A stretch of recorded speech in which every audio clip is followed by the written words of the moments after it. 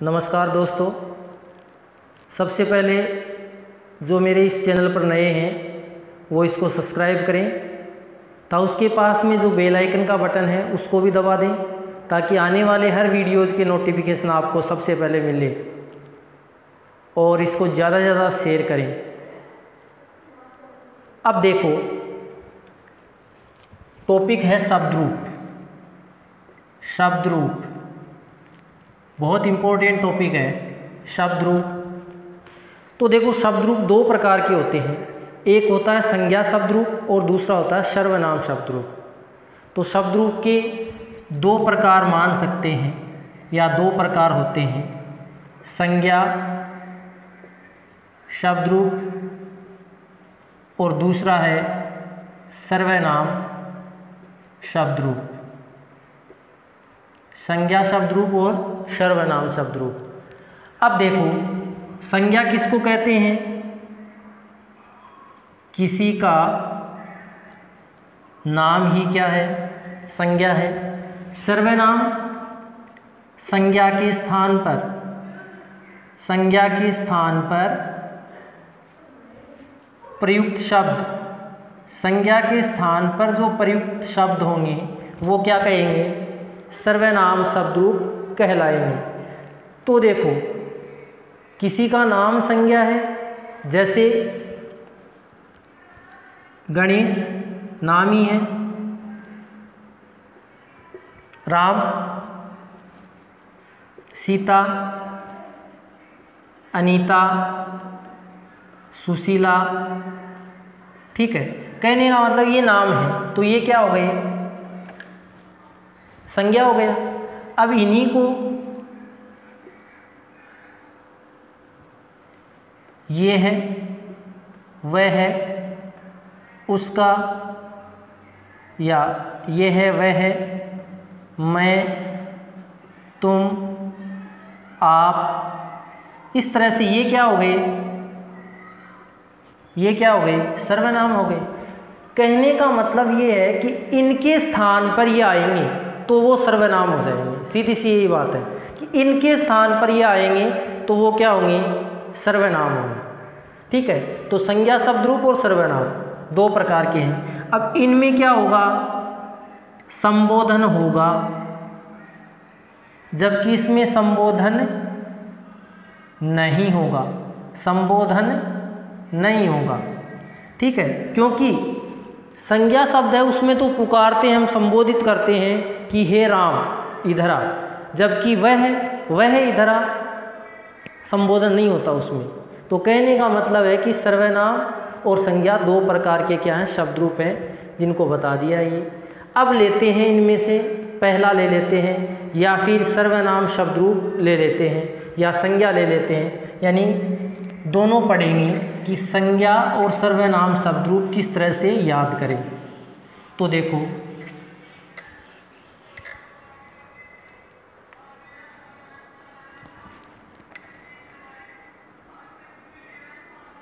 Ram एकारांत pulling, एकारांत pulling. अब देखो, एकारांत pulling, एकारांत क्यों बोलते हैं? इकारांत ऐसे क्या है? तो देखो, अंत जिससे भी होगा, जैसे रे, आ, मैं और ए, रे में आ, रा, मैं में है, मैं, तो अंत किससे हुआ? ऐसे हुआ ना, इसलिए इसका नाम रख दिया एकारांत। इसी प्रकार जैसे गीता है तो अंत किससे हो रहा है? आ से, ता में आ है तो ये हो गया आकारांत। अब लिंग जैसा भी हो आगे जोड़ दो, गीता स्त्री है तो स्त्रीलिंग, राम पुल्लिंग है तो पुल्लिंग। तो कहने का मतलब इसी प्रकार भानु, ये क्या है? ऊ है तो क्या बन गया? ऊकारांत। अब ये क्या है? पुल्लिंग, तो आगे पुल्लिंग जोड़ दो। तो कहने का मतलब ये कारांत इस तरह से होते हैं कि शब्द का जो अंत होगा, ठीक है, वही उसका कारांत हो जाएगा। तो राम है एकारांत है और क्या है? पुल्लिंग है। ठीक है, अब देखो, विभक्ति का पता ही है कितनी होती हैं? प्रथमा, द्वितीया, तृतीया, चतुर्थी, पंचमी,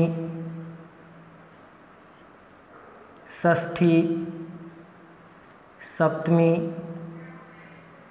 और संबोधन। इसी प्रकार से एक वचन 3 होते हैं, द्विवचन 2 होते हैं और बहुवचन 2 से अधिक। ठीक है।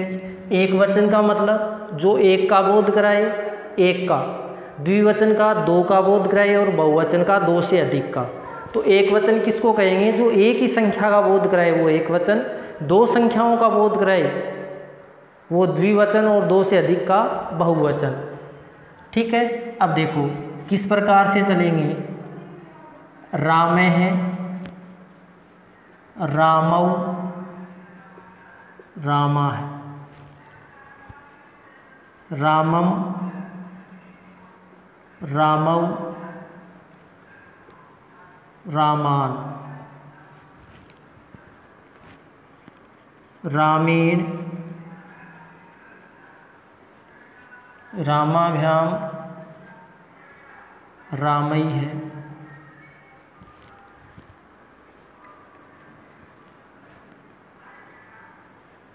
रामाय, रामाभ्याम, रामेभ्य है, रामात, रामाभ्याम, रामेभ्य है, रामस्य, रामयो है, रामाणाम,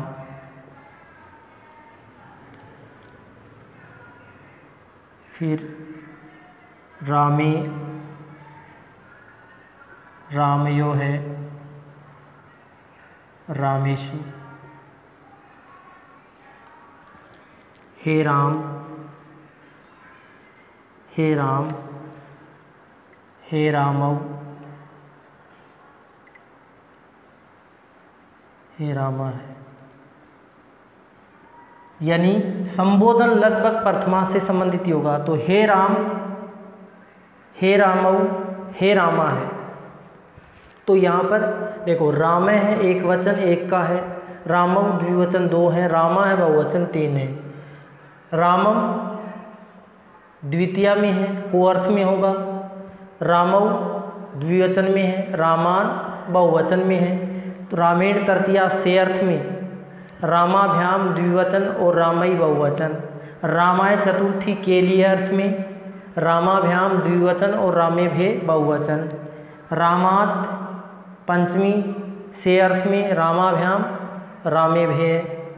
रामस्य का की के अर्थ में, रामयो है, रामाणाम। फिर सप्तमी में या पर रामे, रामयो है, रामेशु। हे राम, हे रामौ, हे रामा है। तो इस प्रकार से ये राम शब्द के एकारांत पुल्लिंग हैं, इनको याद करना है। अब देखो एक एक तो याद करने ही करने होंगे, कोई इलाज नहीं। एक एक याद हो गए, उसके बाद में बाकी कैसे याद करें। अब देखो जैसे एकारांत पुल्लिंग जितने भी हैं, एकारांत पुल्लिंग वो सब किसकी तरह हो जाएंगे? राम की तरह हो जाएंगे। लेकिन होने चाहिए एकारांत पुल्लिंग ही। जैसे मान लो गणेश है, अंत किससे है? ऐसे पुल्लिंग है। सुरेश है, ऐसे अंत है, पुल्लिंग है।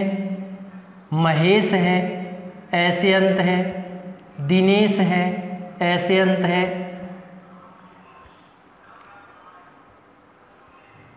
विक्रम है, किससे अंत है? ऐसे अंत। ठीक है। कहने का मतलब ऐसे जिनके भी अंत हो रहे हैं एकारांत हों और पुल्लिंग हो साथ में, पुल्लिंग लिंग भी वही होना चाहिए, तो सभी रूप किसकी तरह हो जाएंगे?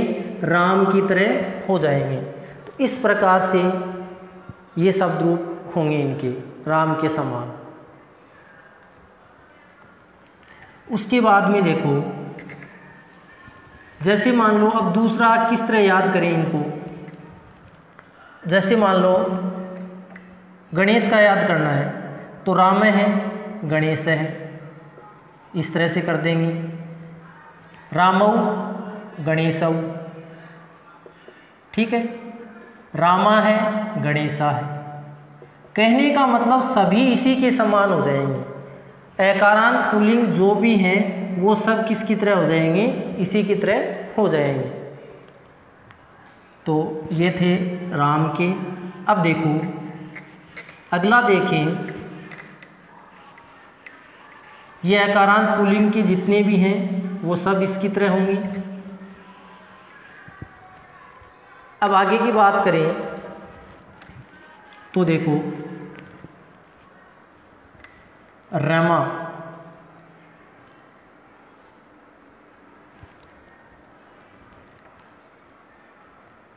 रमा आकारांत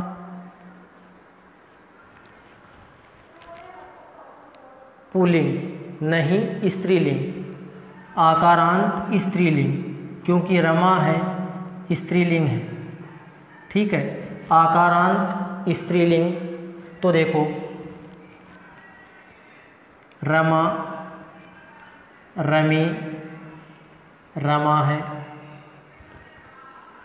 रमाम, रमे, रमा है।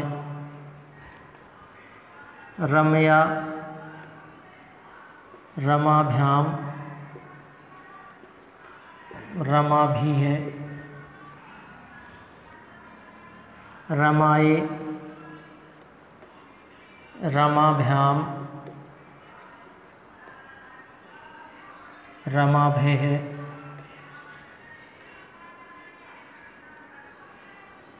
फिर पंचमी है, रमाया है, रमाभ्याम, रमाभय है। फिर षष्ठी भी रमाया है, रमाभ्याम, सॉरी षष्ठी में होगा, रमाया है, रमयो है, रमाणाम। फिर रमायाम, रमयो है, रमासु। फिर हे रमे, हे रमे,